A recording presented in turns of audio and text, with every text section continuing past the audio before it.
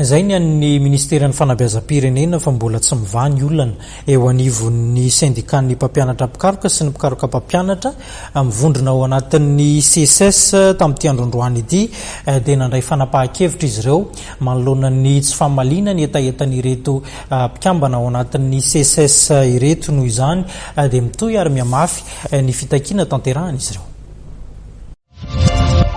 Anohy ny fitokonana ny mpampianatra pikaroka sy ny pikaroka mpampianatra eto Antananarivo manomboka Rahampitso, io no tapaka nandritra ny fivoriana izay notanterahan'ny mpikambana ao anatin'ny CSS ny maraina teo teny Ankatso.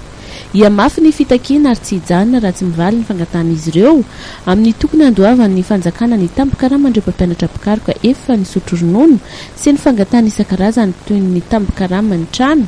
Araka ny lalàna ao anatin'ny 12 sipika 7 araka ny fanambaran'ny filohan'ny CSS ny profesora Sami Grégoire Ravelnirine.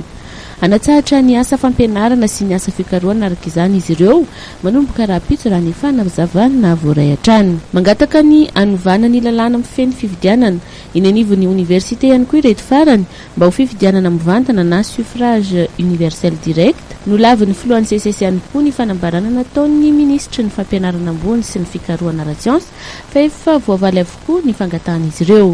Marina fa efa manatanteraka fitokonana faobe ny any Fianaratsoa ary ao anatin'ny fanatanterahana fivoriana ihany koa ny ao Toliara. Ny mpiasan'ny université na ny mpandrara ihany koa dia efa nanohy ny fitokonany.